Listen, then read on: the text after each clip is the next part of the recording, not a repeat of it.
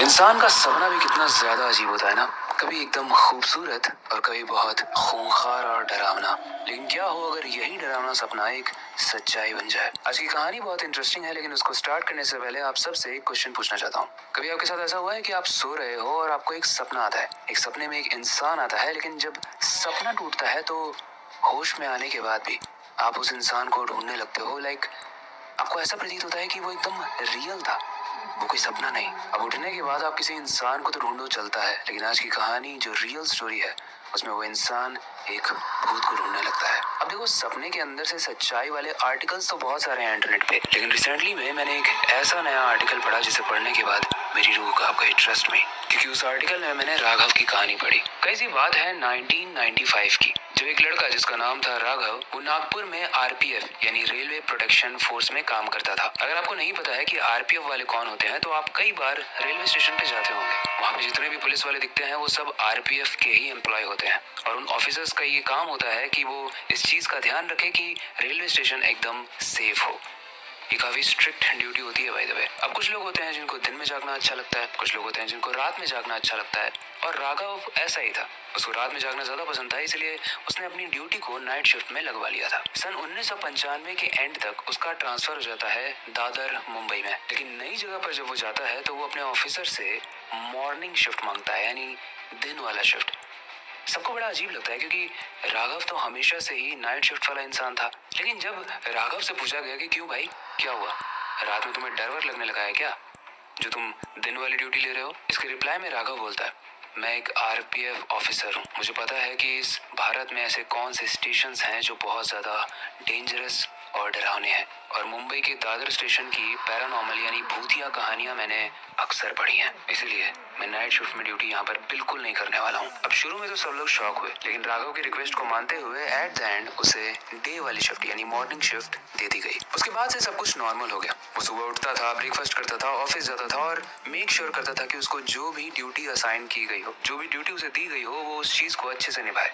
क्योंकि उसके दिमाग में एक चीज थी, अगर मैं अपनी ड्यूटी को अच्छे से दिन में नहीं निभाऊंगा तो शायद मैं नाइट शिफ्ट में डाल दिया जाऊंगा। राघव एक ऐसा इंसान था जिसको भूत और प्रेत पे बिलीव था। वो मानता था कि ये चीजें होती हैं दुनिया में। वो इन चीजों की कहानियां भी पढ़ता रहता था, और शायद यही रीजन है कि वो नाइट शिफ्ट में स्पेशली दादर वाले रेलवे स्टेशन में नहीं जाना चाहता था। वेल, 3 महीने तक तो सब कुछ सही चला। इन 3 महीनों में कभी कभी ऐसा भी हुआ कि जिसकी ड्यूटी नाइट में लगी थी वो अवेलेबल नहीं था, तो राघव को भेजा गया, और राघव ने ऐसा कोई भी डरावना चीज एक्सपीरियंस नहीं किया। इसका मतलब अभी तक तो सब कुछ ठीक चल रहा है कहानी में, लेकिन आगे आने वाला है बहुत ही डरावना ट्विस्ट। क्योंकि राघव का घर जो था वो रेलवे कॉलोनी में ही था, जो कि दादर रेलवे स्टेशन के बहुत ही करीब था। और रात में जो गतिविधियां होने लगी वो सुनने के बाद आपकी रूह कांप जाएगी। लेकिन उससे पहले, हेलो गाइस, मेरा नाम है अविनाश कुमार और आप देख रहे हो Seiko official show horror stories.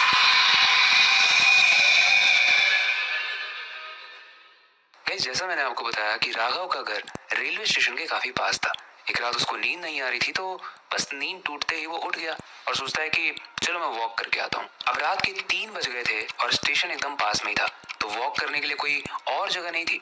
वो स्टेशन में गया और प्लेटफॉर्म नंबर 5 पर चला गया। अब बड़ी ही अजीब चीज थी कि जैसे ही वो प्लेटफॉर्म नंबर 5 पर जाता है, प्लेटफॉर्म तो बहुत खाली था, लेकिन उसकी नजर जाती है एक बहुत ही ऊंची सी बिल्डिंग पर, जिसके किनारे पर एक लड़की खड़ी थी, मानो वो वहां से कूद कर सुसाइड करने वाली थी। राघव तुरंत किसी तरीके से लिफ्ट लेता है और वहां ऊपर वाले फ्लोर पर पहुंचता है, और जैसे ही वो छत पर पहुंचता है वहां अकेली खड़ी लड़की रो रही थी, चीख रही थी। राघव उसका हाथ पकड़ता है तो वो बोलती है, मुझे जाने दो, मेरा कोई नहीं है। राघव बोलता है, मैं एक आरपीएफ ऑफिसर हूँ, और अगर तुमने सुसाइड करने की कोशिश की मैं तुम्हें जेल भेज दूंगा। राघव बोलता है, तुम्हारा घर कहाँ है, चलो तुम्हारे पेरेंट्स से बात करता हूँ। शुरू में तो वो मानती नहीं है, लेकिन काफी बात करने के बाद वो कन्विंस हो जाती है और राघव को अपने घर ले चलती है। उस लड़की का घर स्टेशन से थोड़ी दूर एक बिल्डिंग के पास 3rd फ्लोर पर था। घर बहुत पुराना था, एकदम टूटा फूटा, और मेन दरवाजा जिससे उन लोगों ने एंट्री ली, उसके अलावा उस घर में कोई दरवाजा ही नहीं था। दरअसल वो लड़की बताती है कि रिसेंटली में ही उसके माँ बाप की मृत्यु हुई, और उसके माँ बाप के अलावा इस दुनिया में उसका कोई नहीं है।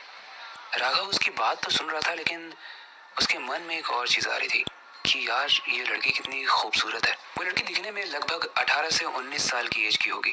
राघव उससे ना चाहते हुए भी अट्रैक्ट होने लगा और बातों ही बातों में दोनों की दोस्ती हो गई। कल रात काफी हो चुकी थी और अगली सुबह राघव की ड्यूटी भी थी, इसलिए राघव जाने से पहले अपना फ्लैट नंबर उसे देता है और बोलता है कि अगर तुम्हें कभी भी ऐसा लगे कि तुम अकेला फील कर रही हो तो मेरे घर आ जाना, मैं वहाँ पर हमेशा रहूंगा। उसके बाद राघव अपने रूम में चला जाता है, लेकिन धीरे धीरे दोनों की बातें ज्यादा होने लगती हैं और दोनों ही एक दूसरे के प्यार में डूबने लगते हैं। उन लोग के बीच की नजदीकियां काफी बढ़ने लगती हैं। वो लोग रोज घंटों कॉल पर बात करते थे। राघव उसे अपनी जान से ज्यादा चाहने लगा था। लेकिन अगर आपको ऐसा लग रहा है कि ये तो मैं लव स्टोरी सुना रहा हूँ, हॉरर स्टोरी कहाँ है, तो just wait for the moment, क्योंकि कहानी में अब एक ट्विस्ट आने वाला है। अब एक रात की बात है, राघव को फिर से नींद नहीं आ रही थी, तो वो फिर से उठता है, सोचता है कि वॉक कर लूं। प्लेटफॉर्म नंबर 5 पर जाता है, तभी वो देखता है कि वो लड़की इस बार प्लेटफॉर्म के सामने एकदम किनारे पर खड़ी है। राघव मजाक में कहता है कि इस बार क्या तुम्हारा ट्रेन से मरने का प्लान है? उसके बाद वो जो लड़की राघव को कहती है, वो सुनने के बाद राघव के रोंगटे खड़े हो जाते हैं, क्योंकि वो कहती है राघव एक बार जो मर जाता है वो दोबारा कैसे मर सकता है। उसके बाद वो स्माइल करती है, मुस्कुराती है। राघव को लगता है कि शायद ये आज बहुत सैड है, इसलिए बड़ी अजीब सी बात कर रही है। लेकिन राघव को क्या पता था कि उसे जो पता चलने वाला है वो जानने के बाद उसके होश उड़ने वाले हैं। राघव बोलता है कि अच्छा एक काम करो, यहाँ पर बैठो और हम लोग बातें करते हैं। दोनों बैठकर काफी देर तक बातें करते हैं और क्योंकि इतने दिन से बातें हो ही रही थी, तो राघव मन ही मन सोचता है कि ये लड़की कितनी प्यारी है, सुंदर भी है, मेरे दिल को समझती भी है, मुझे भी समझती है। मुझे लगता है मुझे इससे शादी कर लेनी चाहिए, इसे प्रपोज कर देना चाहिए, इसे अपनी दिल की बात कह देनी चाहिए। उसके बाद राघव को उसके दोस्त सुरेश का कॉल आता है और राघव जब उसे उठाता है तो सुरेश बोलता है कि मैं तेरे पास आ रहा हूँ, मुझे कुछ काम है। जैसे ही राघव को पता चलता है कि सुरेश उसके पास आ रहा है, वो उस लड़की को कहता है कि तुम यहाँ से अब चली जाओ, क्योंकि मैं नहीं चाहता कि तुम्हारा ये खूबसूरत चेहरा कोई भी देखे। तो लड़की तुरंत अपनी बिल्डिंग में वापस चली जाती है। लेकिन सुरेश जब राघव के पास आता है तो सुरेश बोलता है मैं तेरे घर में गया था, तू वहाँ नहीं मिला। रात के 3:30 बजे तू प्लेटफॉर्म पे क्या कर रहा है राघव? राघव सुरेश को पूरी कहानी बताता है और बताते हुए कहता है कि तेरी एक भाभी बन गई है, मैं डायरेक्ट तुझे उससे मिलवाऊंगा। अभी राइट नाउ वो थोड़ी कंफर्टेबल नहीं है ना मिलने में। सुरेश पूछता है अच्छा वो रहती कहाँ है भाभी? राघव बोलता है वो सामने वाली बिल्डिंग दिख रही है, उसके 3rd फ्लोर पे रहती है वो। सुरेश के होश उड़ जाते हैं और वो कहता है जिस बिल्डिंग पे तू पॉइंट कर रहा है ना, वो बिल्डिंग कब की खंडहर हो चुकी है, वहाँ कोई भी नहीं रहता, ना वॉचमैन, ना लाइट और ना ही कोई लड़की।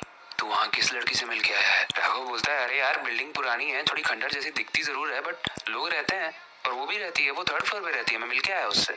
सुरेश राघव के कंधे पर हाथ रख के बोलता है कि भाई जिससे तू बात करके आया है वो कोई इंसान नहीं, बल्कि एक मरा हुआ इंसान, यानी कोई आत्मा या भूत है। उसके बाद सुरेश बोलता है कि अगर तुझे इतना ही कॉन्फिडेंट है कि वो वहाँ पे रहती है तो मुझे ले चल वहाँ पे और दिखा मुझे। राघव सुरेश का हाथ पकड़ता है और सीधे उस बिल्डिंग के 3rd फ्लोर पे ले जाता है। लेकिन आज थोड़ा डिफरेंस था, आज कोई भी लाइट नहीं जल रही थी और जैसे ही वो लोग 3rd फ्लोर पे पहुंचते हैं, उसका दरवाजा टूटा हुआ था और अंदर से पूरे तरीके से रूम जला हुआ था। इनफैक्ट वो पूरी बिल्डिंग ही एकदम जली हुई प्रतीत हो रही थी। थोड़ी ही देर में वो बिल्डिंग खिसकने लगती है और सुरेश बोलता है कि हमें जल्दी से नीचे चलना चाहिए क्योंकि ये बिल्डिंग बहुत कमजोर है।